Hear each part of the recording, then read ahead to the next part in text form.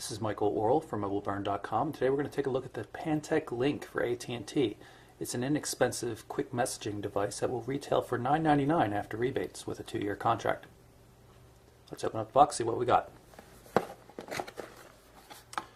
Right up front and center is the Link itself. The most compelling feature about it probably is its 1 centimeter thickness, only 10 millimeters. Really nice solid device, and again, as we mentioned, only $10 after rebates with the 2-year contract. Set that aside for the moment and see what else we have in the box. Got a AC adapter here, and it uses a proprietary Pantech connector, something I'm hoping Pantech will move away from eventually. Let's see what else we have.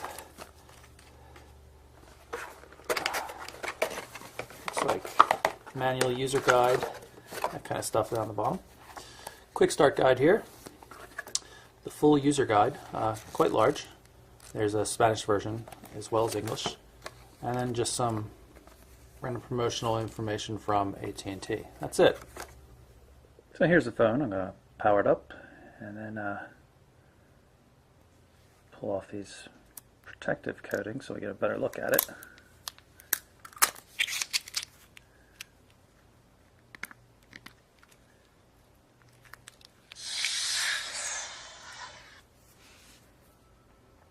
Device is all powered up now. You can see we've got a nice QVGA resolution display. It's pretty decent looking. It's 2.4 inches across the diagonal. The thing I like most about this device though is the keyboard. It's really got a nice feel to it for such an inexpensive device. We'll take a look at that a little bit more later. Let's go through the rest of the hardware controls and features at this point. On the left hand edge here we've got a micro USB card slot. No card included though. Right above that is the volume control. It's a lanyard loop fixing point right here. Nothing too much to see on the top. On the right hand edge is where that proprietary Pantech port is for charging and headsets and things like that. Camera shutter button right here, and that camera shutter button is for the 1.3 megapixel camera that's on the back. So all things considered, really nice solid form factor, QVGA display, 1.3 megapixel camera. It's got Bluetooth support. It's got a lot of nice features for a phone that costs $10 with a contract. Even the back here has a nice texture to it. Just everything feels really, really solid. It seems like a real bargain kind of device. Unfortunately, I don't have a provisioned AT&T SIM with me right now, so I'm not going to be able to do too much other than go through the main menu. But you can see it's a nicely animated, really good looking system, and it really shows off the display quite well. Let's jump into the main menu here and take a look at the address book. See a really nice UI on this. You can use the D-pad to go left and right to move from tab to tab. Really just a good looking application for a feature phone. Now it comes pre-configured with all these AT&T contacts, of course, but you can always add your own contacts. And again, the nice tabbed interface for moving through everything.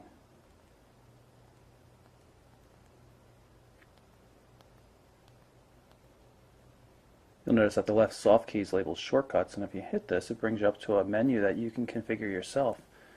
You can add items to it, edit them, and delete them. So you can put all your most commonly used functions right here for easy access.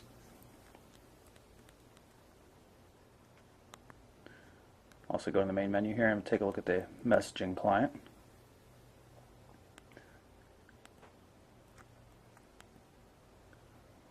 Type out a quick message here.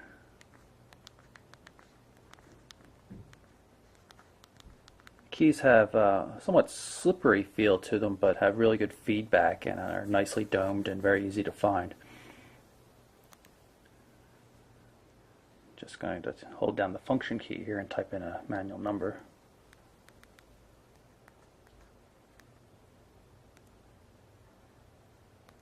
and send it off. I'm going to test out the camera. I'll press the shutter button here to start it. And no autofocus or anything like that, so it's just point and click. Cute animation, not unlike what you see on the iPhone. Hit the back button here. Take another photo, just so we can go into the gallery and see that there are multiple photos in there. Go to the menu and check out the photo album. And you can see the images here, and you can use the D-pad to go left and right between them. Jump into the main menu and go down to My Stuff, and you go through and look at some of the ringtones that come pre-installed on the device.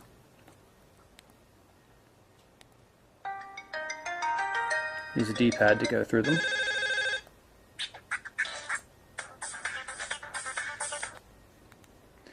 You can see here in the main menu, which is nicely animated, that we have instant messaging support as well as email.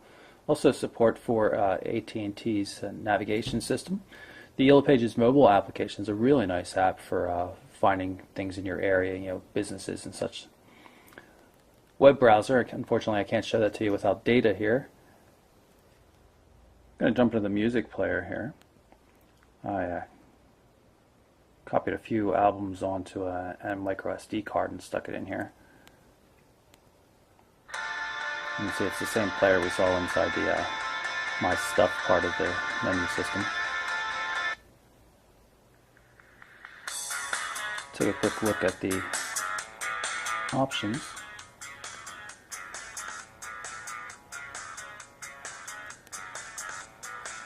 There's an equalizer in here.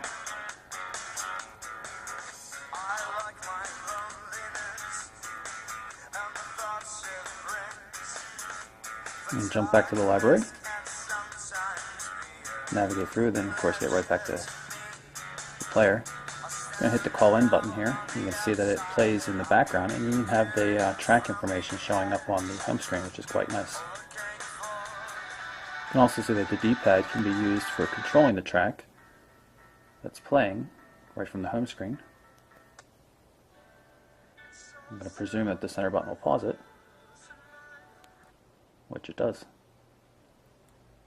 One bad thing on the Link that I want to point out is that while it has a nice resolution, from the QVGA display, and it's sharp and everything like that, it has a very poor viewing angle. You can see just rotating the device a little bit and things go awry quite quickly.